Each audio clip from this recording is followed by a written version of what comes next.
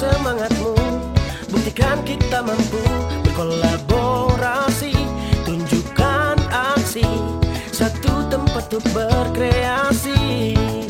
Ayo kawan semua, kita bersama berinovasi, kita pasti bisa. Ekspresikanlah semua karya-karyamu hanya di Bandung Kreatif Hub. Halo Sobat Kreatif, Sampurasun. Balik lagi nih bersama saya Rizky Sanjaya di BCA Talk. Di BCA Talk kali ini kita sudah kedatangan salah seorang narasumber dari Dinas Kebudayaan dan Pariwisata Kota Bandung. Kita bakal banyak membahas tentang pariwisata, apalagi dari segi promosinya. Kita bacakan profilnya terlebih dahulu yuk. Ingin dipanggilnya Kang Indra. Beliau adalah Kepala Seksi Promosi Pariwisata Bidang Pemasaran Dinas Kebudayaan dan Pariwisata Kota Bandung. Kebetulan beliau udah ada di samping saya di studio. Kita sapa langsung yuk. Halo Kang Indra, apa kabar? Baik. Halo sahabat kreatif. Perkenalkan ya, Sampurasun. Para wargi anu sami rawuh, para sema anu sami linggi. Saya Indra dari Disputer Kota Bandung dan saya duduk sebagai Kepala Seksi Promosi Pariwisata yang ternyata PR-nya banyak banget. Tapi ya dengan hati tulus, memang untuk membangun Bandung, ini semua tidak menjadi beban ya. Kalau seksi promosi pariwisata sendiri nih, fokusnya sekarang lagi kemana sih Kang? Fokus bulan ini? Boleh bulan Kalau sekarang ini fokusnya lagi di Bandung Great Sale. Jadi ini merupakan rangkaian dari Hari Jadi Kota Bandung di bulan September. Dan Great Sale ini menjadi satu pilot project yang mungkin beda dengan yang setahun sebelumnya, karena di sini mengutamakan go online. Dan pelaksanaan yang biasanya 1 bulan ini bisa jadi 2 bulan. Dan alhamdulillah beberapa pelaku juga sudah hadir di dalamnya, dan mudah-mudahan bisa meramaikan dalam rangkaian new normal di AKB baru ini. Bandung Great Sale tetap hadir, eksistensi namun go online. Oke, terima kasih Kang Indra. Kalau program unggulannya sendiri nih, program kerja unggulan dari seksi promosi pariwisata itu apa aja sih? Program unggulan di 2020 itu masih seputar dengan promosi pariwisata, dan kita berbicaranya sekarang memang keluar dari box nyaman ya. Jadi kita itu mengutamakan digital marketing. Digital marketing kenapa ini sangat perlu? Karena saya lihat seluruh wisatawan, baik juga kaum milenial, ini berselancar sekali ya, hampir akan sama kan 90%, 20%-nya makan. 70% lah. Iya. Nah, ini saya manfaatkan sekali dengan positif, karena di sanalah kita bisa bermedia, bisa berpromosi, bersosialisasi langsung, dan itu bisa dilihat dengan skala viewersnya, siapa yang melihat, sehingga kita bisa melihat, oh ini dampak program-program ini apakah kenal dan tidak. Karena juga si promosi ini harus ditunjang dengan segmentasi. Jadi ini mau yang mana? Mau milenial, mau kaum dewasa muda, atau anak-anak. Nah dari sana saya akhirnya bersama tim, di saya itu ada travel writer, creative writer, fasilitator promosi, dan nah ini yang luar biasanya, saya ditunjang dengan tenaga profesional orang Bandung, orang kreatif, betul ya? Kenapa enggak saya aktivasi mereka melalui ada startup, ada komunitas-komunitas yang kita ketuk walau di DM, dan mereka datang, mereka bisa berinovasi tanpa anggaran, dan akhirnya saya dibantu banget yang biasanya sebulan mungkin 1 ya, tapi sekarang bisa 10-15 video, subhanallah. Ini hanya kebaikan Allah untuk memajukan promosi Kota Bandung. Dan tadi akan mau tanya bahwa segmentasinya apa, nanti dengan kategori-kategori yang nanti akan saya jelaskan. Oke. Tadi kan udah bicara program unggulan ya, saya menggarisbawahi digital marketing. Apakah itu menjadi salah satu strategi untuk mempromosikan pariwisata di Kota Bandung? Salah satunya itu. Ternyata faktornya banyak sekali ya. Selain digital marketing, ternyata kita harus ditunjang juga kategorinya ada apa saja gitu ya. Nah, digital marketing juga ini memang harus, tapi sekarang dengan ramainya orang, sekarang malah saya juga berupaya untuk meningkatkan sektor pariwisata dari sistem ini virtual reality ya. Ada virtual reality, ada walking tour yang ini sebetulnya oke dah sekarang memang pandemi ya. Tapi kan kita tidak boleh berhenti berinovasi ya. Nah oleh karena itu saya memang bekerja sama dengan beberapa teman-teman saya dari Bandung Good Guide, Cerita Bandung, terusnya dari teman-teman ada beberapa lagi nanti yang akan kita ajak. Ada juga wisata yang sekarang lagi MOU bersama kita yang akan menguak seluruh sudut kota di Bandung dari segmentasinya. Macam-macamnya, ada dari kuliner, ada dari museum. Museum yang di Bandung yang saya tahu awalnya 6, ternyata ada hitungan belasan di bawah 20. Sehingga ini bisa jadi satu sarana. Di Bandung tuh nggak hanya kuliner, nggak hanya wisata kreatif. Oh ternyata nanti ada wisata museum, nanti ada pasar tematik, nanti ada beberapa kategori-kategori lain yang memang belum dikategorikan. Sehingga di tahun ini saya lagi fokus juga membuat buklet. Jadi untuk memudahkan one stop service, wisatawan bisa read seluruh yang ada di Bandung sehingga orang datang ke Bandung nggak bingung. Dan tahun ke depan ini di tahap 2-nya saya sih pengen si buklet ini bisa jadi sarana wisatawan dalam bidang informasi dalam bentuk buklet digital. Aksesnya nanti lewat mana buklet? Akses, nah itu PR ya. Jadi PR-nya saya lagi coba kumpulkan beberapa startup karena dulu saya background kan dari Diskominfo deh. Jadi saya masih ada beberapa link yang bisa membangun. Ternyata membangun sesuatu itu bisa udunan ya, kalau kata wali kota dulu. Jadi dengan udunan ini kita bisa membangun semuanya dengan mudah.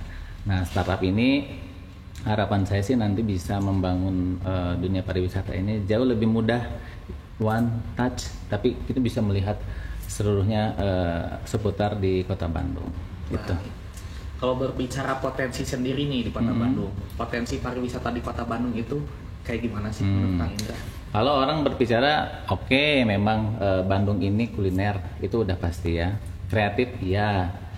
Orang kadang tidak berpikir bahwa kenapa sih Bandung itu juga menjadi pusat pendidikan. Pusat pendidikan itu buat saya adalah omset yang bisa menaikkan data kunjungan wisatawan. Kenapa seperti itu? Setiap ada ITB, ada Unpad, ada Unpar ataupun universitas lain yang ada di Bandung, mereka ada reuni, mereka ada wisuda. Ngerasakan kalau mereka datang, mereka itu macetnya luar biasa. Kalau saya dari kacamata pariwisata melihat bahwa oh ini sukses banget gitu. Nah disinilah saya nanti akan berupaya untuk berkolaborasi dengan rekan-rekan dari tim akademis untuk bisa berkolaborasi dari segmentasi yaitu pendidikan. Terus ada lagi dari beberapa segmentasi di Kota Bandung ini potensi-potensi lain yang harus kita buat. Jadi ada beberapa teman-teman yang ingin gitu. Ini di Bandung tuh potensinya apa saja sih? Nah, saya sekarang lagi coba berkolaborasi dengan teman-teman kendaraan online untuk membuatkan paket wisata di mana kayak Akang nih, saya yakin Akang, ibunya, papanya ketika ke suatu kota datang pasti tujuannya beda-beda. Akang pengen ke perpustakaan, mamahnya pengen belanja, papahnya pengen workshop, adiknya pengen ke kebun binatang. Nah, saya coba fasilitaskan itu dan saya mencoba menjadi wisatawan sehingga, oh coba saya kenapa tidak kita buatkan paket wisata untuk satu keluarga. Contoh 6 jam itu difasilitasi oleh kendaraan online. Yang ini akan di drop ke sini, yang ini akan di drop di sini, dan kita memang tawarkan dulu beberapa workshop sehingga ini tidak bingung gitu wisatawan untuk memilih ya. Nah ini mudah-mudahan akan segera launching di tahun ini. Paket ini juga sudah didukung oleh Ibu Kepala Dinas dan mudah-mudahan menjadi satu sarana untuk orang datang ke Kota Bandung. Dan yang kedua ada paket wisata museum, Kang. Jadi nanti di Bandung ini kita memang diinisiasikan beberapa bulan lalu. Kita kumpulkan beberapa pengelola-pengelola museum di Kota Bandung untuk duduk bersama. Yuk kita buat promosi seperti apa sih yang diinginkan oleh para museum, walaupun museum ini kan ada yang milik pemerintah, ada yang milik pribadi, malah juga ada yang hasil dikumpul-kumpulin sendiri gitu ya, kolektor. Nah ini kita akan duduk bersama sehingga pemerintah ketika akan memberikan program ini matching gitu, bisnis matching itu ketemu gitu ya. Nah oleh karena itu ini lagi ditunggu ya, segera launching, ini masih dalam pembahasan wisata. Jadi nanti saya harapannya setelah kuliner, aircraft, orang datang ke Bandung berwisata museum. Jadi selain kita memberikan edukasi, sarana prasarana dari museum, khususnya barang-barang yang sudah tidak dikenal, ini bisa dikenal lagi sehingga sejarah itu tetap bisa dijaga walaupun tahun tetap berjalan. Kalau untuk wisatanya sendiri ya, kan biasanya nih wisatawan suka bilang di Bandung itu nggak ada gunung nih, nggak ada laut, tapi kenapa sih orang-orang pada tetap datang ke kota Bandung? Apa sih yang jadi keunggulan? Walaupun kota Bandung tidak ada gunung, tapi kan bisa ngelihat dari jauh. Jadi kalau saya sih berpikir bahwa kenapa nanti ke depan kita akan bikinkan kerjasama, karena Bandung tuh nggak bisa sendiri. Bandung itu outbound, inbound kan ya. Jadi kalau outboundnya memang relatif sedikit, tapi saya ini lagi rancang bersama tim gimana caranya kita bisa berkontribusi bersama Kabupaten Bandung Barat, Kabupaten Bandung, Kota Bandung, Cimahi, Sumedang, jadi Bandung Priangan. Jadi orang-orang yang datang ke Bandung ini bisa semuanya bisa diambil. Contoh ketika saya ada farm trip kemarin, ada yang dari Moskow, Belgia, ada dari Singapura, terus beberapa Middle East. Mereka beda-beda segmentasinya ketika datang ke Bandung. Oh, mereka ada yang datang hanya ke aircraft saja. Oh, aircraftnya yang benar-benar yang unik gitu ya. Terus ada makanan yang memang tradisional. Kalau yang kemarin Singapura, mereka yang high class. Itu beda-beda segmentasinya sehingga kita bisa tawarkan orang yang datang ke Bandung. Saya sering ngelihat ya, dari mana? Dari Bandung, Ciwidey. Saya nggak menyalahkan bahwa nama Bandung ini sudah nge-branding banget gitu ya. Dan gimana caranya sekarang juga Bandung tidak mengecewakan untuk paket-paket wisatanya. Untuk tahun ini sih memang kategorinya kampung wisata, kategori wisata kuliner, wisata edukasi, wisata belanja, wisata binaan dari Disputpar. Karena ini binaan ini juga nantinya ke depannya sih harapan saya, mimpinya sudah bisa menjadi kayak pertunjukan seperti di pulau-pulau lain yang sukses, sehingga juga bisa menambah lahan pekerjaan gitu untuk para pelaku khususnya budayawan yang luar biasa totalitas membangun Bandung ini. Terus juga ada wisata lain seperti ini, sebenarnya lagi dalam rancangan, ada wisata sepeda, ada yang minta dimasukkan. Jadi ini saya masih kemas gitu ya, mana nih buklet yang benar-benar recommended untuk bisa dilihat oleh wisatawan, sehingga juga akan nanti merasa bangga ketika ini menjadi salah satu program unggulan. Siap. Kan tadi kan menyebutkan ada trip-trip ya dari tempat yang Moskow, Belgia, kemudian Singapura. Langsung bilang juga mencicipi makanan-makanan. Nah, kalau menurut Kang Inas sendiri nih, kan di Bandung kan pusatnya banyak ya makanan legendaris, kemudian makanan inovasi dan modern. Kira-kira Dinas berpihak di mana sih untuk mempromosikan keduanya? Dinas berpihak di mana macam-macam Kang. Karena di Dinas itu orang taunya di Disputpar. Setelah di dalamnya itu ada konten teknis yang ada di aircraft, ada konten promosi pariwisatanya. Kalau saya berbicara mengenai konten pariwisatanya, kalau untuk makanan tradisional itu nanti akan ada lagi makanan tradisional yang sudah dikemas, mulai yang tradisional menjadi layak saji dan akhirnya terlihat mahal gitu. Itu ada ilmunya ternyata. Ketika kemarin saya trial untuk nge-host di Instagram untuk ngobrol bersama chef mengenai makanan tradisional yang bisa naik kelas gitu, itu ada. Nah itu mungkin akan lebih banyak dijelaskan oleh bidang aircraft.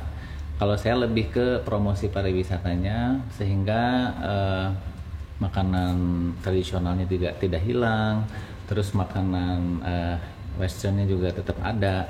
Nah saya juga ini melihat bisa mengapresiasi beberapa hotel-hotel yang masih menyajikan makanan tradisional untuk lunch, breakfast gitu, itu luar biasa. Saya apresiasi sekali dan saya biasanya suka ngambil konten, memberikan penghargaan ya, reward kepada hotel-hotel yang itu luar biasa. Itu benar-benar sudah membantu pemerintah untuk bisa melestarikan makanan-makanan tradisional. Baik. Udah lihat belum makanan colenak? Ya. Terlihat keren gitu. Saya dulu waktu ke Amerika ya ngelihat ada makanan onde colenak gitu. Ini kok mahal banget ya? Padahal rasanya saya tuh penasaran Namanya dengan masih colenak, rasanya. tapi. Masih colenak.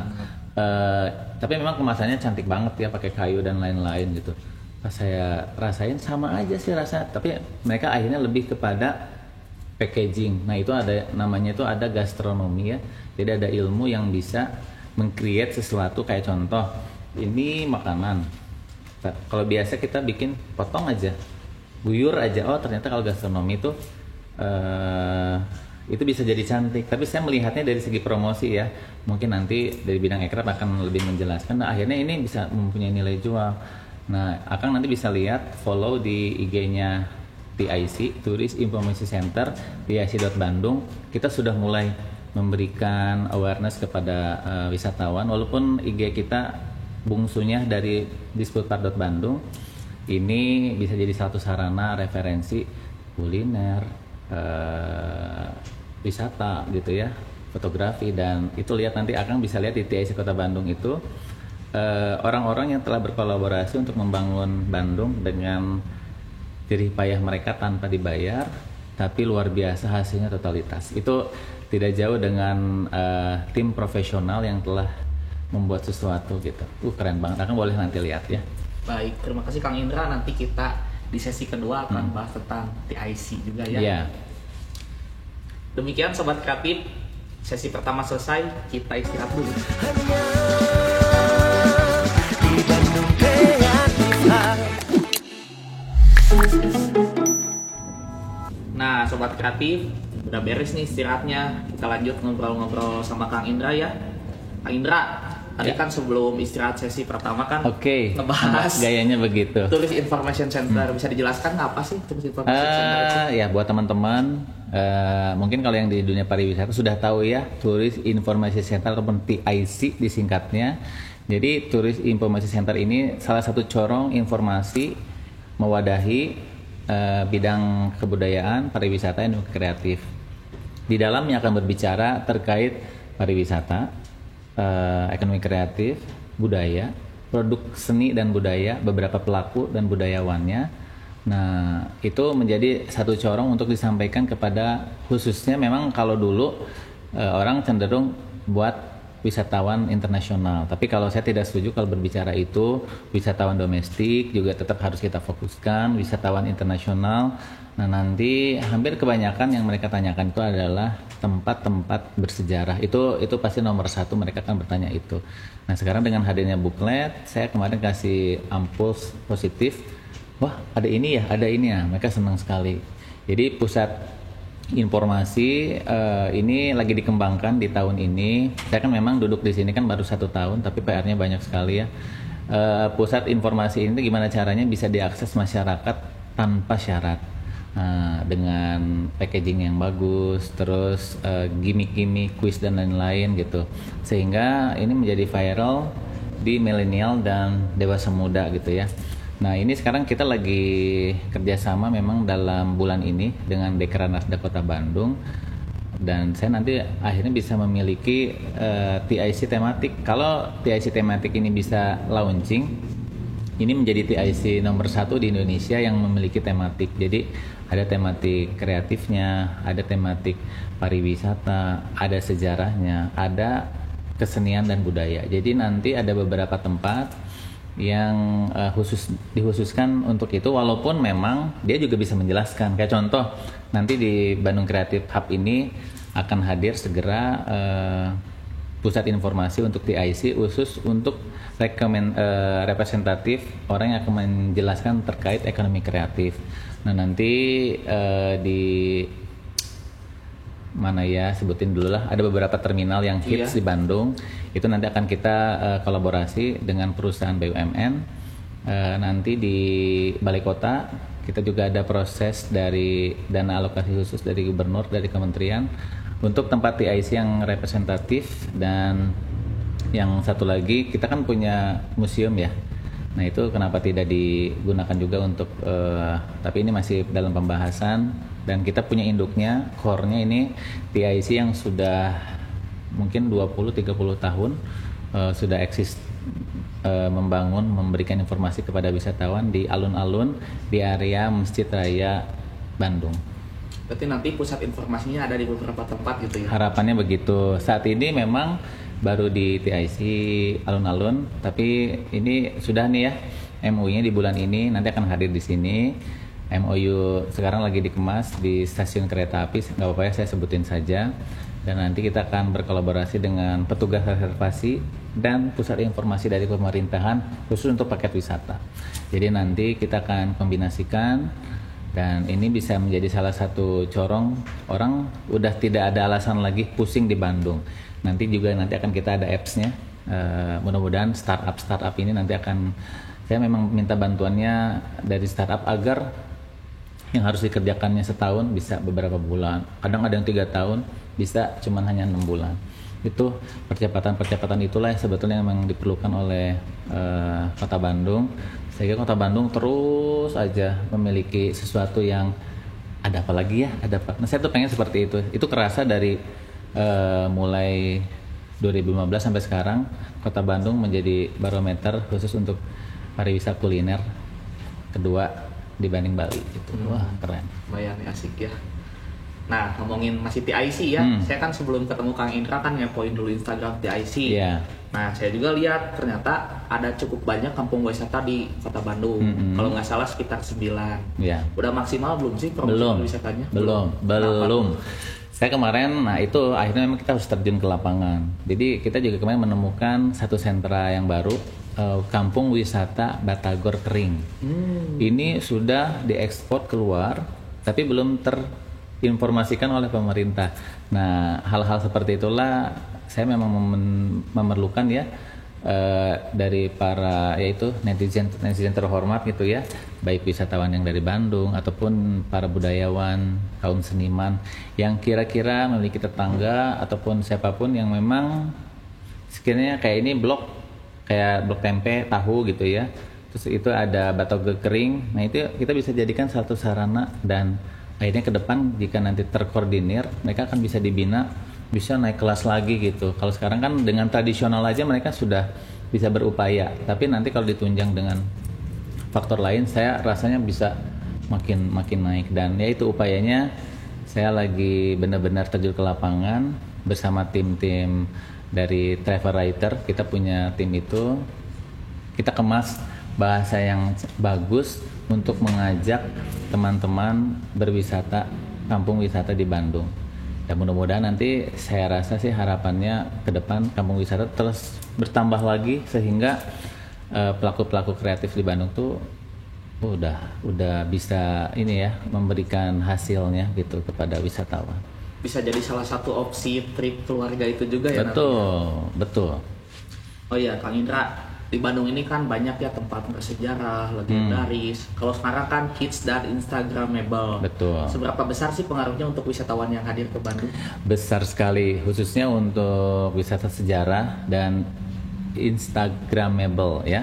Jadi saya memang sekarang ketika ke lapangan saya suka sisipkan tempat ini harus ada sesuatu yang menjual, baik itu mural, baik itu photobooth, ataupun ada beberapa bilik tertentu yang bisa kayak nanti di lantai, yang di sini kan ada yang di lantai 4-5 ya, orang-orang yang milenial itu pasti difoto di sana. Ada jalan lorong, ada 3 dimensi, macam-macam. Malah ada juga ini Kini Kita Nanti yang di VVJ ya, ini salah satu sarana digital kita dibawa ke alam mana gitu, tapi itu ada di Bandung. Itu menjadi satu daya tarik kembali di Kota Bandung. Tapi memang kemarin launchingnya baru 1 bulan, keburu COVID. Sekarang ini akan memulai lagi. Mudah-mudahan ini teman-teman kreatif bisa terus memberikan ini ya prestasinya, sehingga nama Bandung tetap terus gitu ya. Kang Indra nih, kan tidak menutup kemungkinan ya ada objek wisata yang mudah aksesnya ditempuh dan ada yang sulit untuk ditempuh di Kota Bandung. Nah, kalau cara mempromosikannya sulit nggak sih ke objek-objek wisata yang sulit ditempuh? Jadi yang pasti sih saya kalau ke tim ya, ketika berbicara tentang promosi, awarenessin dulu wisatawan lokalnya, penduduknya. Jadi jangan sampai kita sudah bagus-bagus. Biasanya kan kalau bikin promosi itu dibagusin ya, orang datang aduh nyesel gitu. Nah, saya kemarin bersama tim kasih deh awareness kepada teman-teman di wilayahnya agar yang pertama senyum, sapa, salam itu tetap harus ada. Terus kalau anak orang Sunda ya harus somea hadekasema, terus kebersihan, barulah ditata di sana itu seperti apa. Dan memang itu harus ditunjang. Saya sih sering sisipkan memiliki souvenir khusus sehingga orang bisa tertarik untuk berbelanja di sana. Nah, setelah itu barulah kita upayakan untuk membuat vlog, dokumentasi, terus ada beberapa teaser, malah juga ada beberapa video-video virtual ke depan yang akan kita buat. Ini udah mengantri, ini ada 4 produksi virtual yang sebentar lagi kita akan sampaikan terkait sejarah, kayak museum yang memiliki beberapa koleksi-koleksi yang belum di blow up keluar. Terus ada beberapa hotel yang pernah disinggahi oleh beberapa presiden. Nah, kita nanti akan virtualkan. Terus ada beberapa gedung-gedung bersejarah baik di luar ataupun masuk by konfirmasi dari pemiliknya. Terus juga ada ini yang luar biasa mungkin ya, yang agak baru mungkin di buklet, wisata legendaris. Jadi kita menghargai beberapa toko-toko yang telah dedicate ya, ada yang 30, 40, 100 tahun lebih. Kita akan bikinkan, walaupun di Bandung kan menjamur ya makanan-makanan yang sudah internasional, tetapi yang legendaris ini akan kita jaga dengan memberikan edukasi berwisata legendaris di sana ya. Oke. Kak Indra tadi kan bilang ya ada startup untuk kerjasamanya. Kalau bentuk kerjasama dari promosi pariwisata sendiri, kemitraan kerjasamanya sama apa aja sih biasanya? Kalau kemitraannya itu sebetulnya di bidang pemasaran itu ada 3. Ada bidang promosi, ada kerjasama, ada analisa. Jadi ini 3 ini tuh selalu berkolaborasi ya. Jadi awalnya itu benar-benar dianalisa, ini bagus nggak, dianalisis SWOT ya, kekurangannya, kelemahannya, kelebihannya, terus malah nanti dampak positifnya apa, sehingga bisa dilaksanakan. Dikunci dengan kerjasama.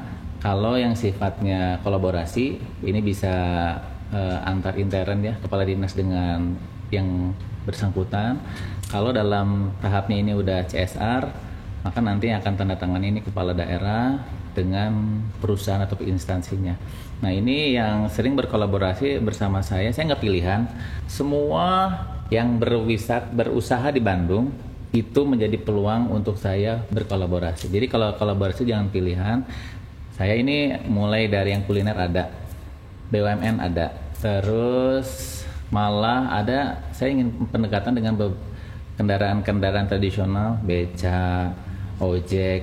Ini nanti saya ingin ada pembinaan kayak kendaraan online. Contoh yang kemarin masuk itu ojol. Iya. Saya menjadi user yang akan pakai ojol, reject terus kan bete kan ya. Ini kenapa ya kok disuruh pulang sama istrinya? Akhirnya saya analisa, oh ternyata istrinya tuh nggak ada kerjaan di rumahnya, sehingga kepoin suaminya kan ya. Nah, akhirnya saya kasih inovasi ide, kamu berikan para istri-istri ojol ini pelatihan yang sesuai gitu. Nanti ada variannya, mau pilih yang mana. Nanti mereka akan diberikan pelatihan dan modal, sehingga mereka akan fokus untuk jualan online. Sekarang ojol tuh meningkat dari jam 8 tuh bisa sampai malam mereka on ride gitu. Nah, ini alhamdulillah perputaran itunya juga mulai terasa, sehingga ya itu bisa berjalan dengan baik. Baik. Indra, sebagai closing statement nih, bisa nih ngasih beberapa tips atau pesan buat sobat kreatif terkait promosi pariwisata di Kota Bandung? Buat sahabat kreatif di Kota Bandung, saya sebetulnya mewakili bidang pemasaran sangat terbuka kepada teman-teman yang memiliki ide-ide kreatif ataupun ingin berkolaborasi. Ini saya membuka sekali kemungkinan untuk Anda untuk berinovasi, karena tanpa bantuan Anda, pemerintah itu tidak bisa berjalan beriringan. Jadi silakan buat teman-teman yang sekiranya ingin memberikan inovasinya, nanti bisa DM saja ya di tic.bandung Instagramnya, ataupun di disputpar.bandung. Nanti akan ada admin yang akan memfollow sampai dengan kita bikin programnya. Nah, pesan dari saya, karena pemerintah ini sudah menggiatkan promosi dalam segala segmentasi, tolong nanti teman-teman juga kepoin untuk kalender of eventnya Kota Bandung yang sering launching di bulan Oktober. Di sana banyak sekali kalender-kalender event yang muncul. Kalau dahulu kalender event ini milik pemerintah, tapi sekarang ini itu boleh buat teman-teman yang akan berkegiatan, baik event organizer ataupun beberapa perkumpulan, asosiasi dan lain-lainnya. Itu nanti akan kita akurasi dari websitenya disputparbandung.go.id. Nanti di sana akan diverifikasi dari beberapa pertanyaan, sehingga kalender event yang masuk ke Kota Bandung ini benar-benar kalender event yang tentunya memiliki nilai moral, memiliki nilai sosial, memiliki nilai layak tunjuk, sehingga orang-orang datang ke Kota Bandung ini menjadi puas gitu ya. Dan saya saya mengajak juga teman-teman untuk bisa menjaga pariwisata. 1, senyum, sapa, dan salam. Itu saja mungkin dari saya. Baik, terima kasih Kang Indra. Ya. Nah, jadi Sobat Kreatif, jangan lupa kita terus support pariwisata di Kota Bandung.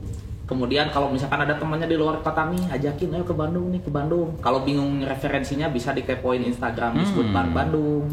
Bisa kepoin Instagramnya TIC Bandung. Bandung Kreatif Hub juga boleh dikepoin nanti sama Sobat Kreatif sekalian. Dan juga nanti di Oktober katanya ada kalender of event yang bisa diakses oleh publik. Demikian perjumpaan kita pada BCA Talk edisi kali ini. Saya sekali lagi ucapkan terima kasih ke Kang Indra yang udah hadir ke studio. Ya, sama-sama. Semoga dapat menginspirasi Sobat Kreatif sekalian yang menonton tayangan ini. Saya Rizky Sanjaya pamit undur diri. Sampurasun, salam kreatif. Kita pasti bisa.